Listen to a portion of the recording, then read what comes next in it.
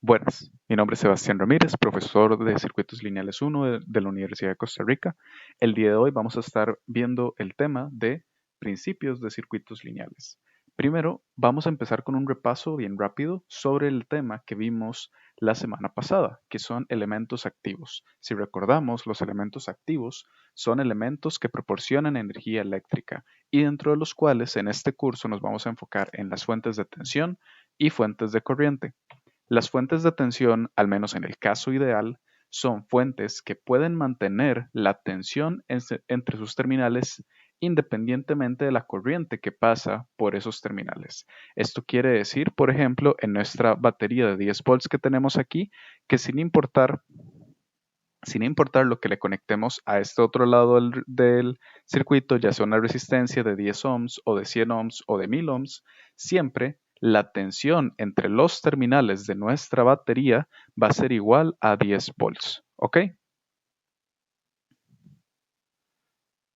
Por otro lado, la fuente de corriente, igual en el caso ideal, es una fuente eléctrica que puede mantener la corriente que fluye dentro de sus terminales independientemente de la tensión que haya en estos terminales.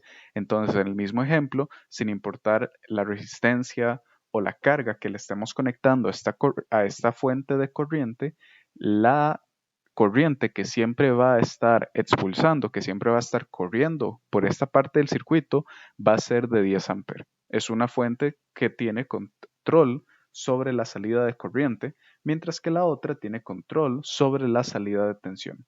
Ahora, es importante señalar que dentro de un circuito eléctrico, al menos dentro de un esquemático de un circuito eléctrico, las fuentes independientes, que son esta y esta, las estamos representando como un círculo y un más y menos si es una fuente de tensión, o un círculo con una flecha si es una fuente de corriente. Ahora, estas son las fuentes independientes. Por otro lado, las fuentes dependientes son aquellas fuentes que igual proporcionan energía al circuito, pero su salida va a depender de alguna otra variable del circuito. En este caso, por ejemplo, tenemos una fuente de tensión que es dependiente de otra tensión dentro del circuito, llamémosla Vx, y que su salida está dada por V igual a una constante por esta tensión Vx. De igual manera, esta fuente de corriente está dada como la corriente de salida va a ser igual a una constante por una corriente de control que le estamos llamando IY.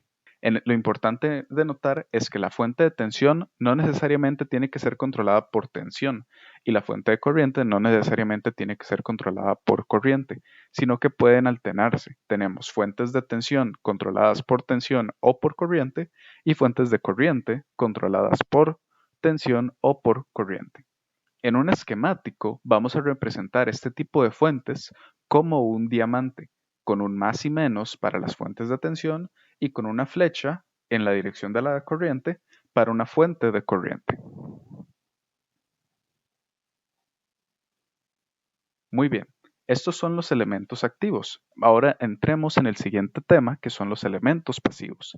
Son elementos que consumen energía eléctrica y para propósitos del curso nos vamos a estar enfocando en los elementos resistores, capacitores e inductores. En este circuito que tenemos en pantalla estamos viendo una fuente independiente de tensión conectada en serie a un inductor, a un resistor y a un capacitor. Entonces, a lo largo del curso vamos a estar aprendiendo cómo es que se comportan estos elementos en un circuito y cómo podemos empezar a analizar el comportamiento del circuito como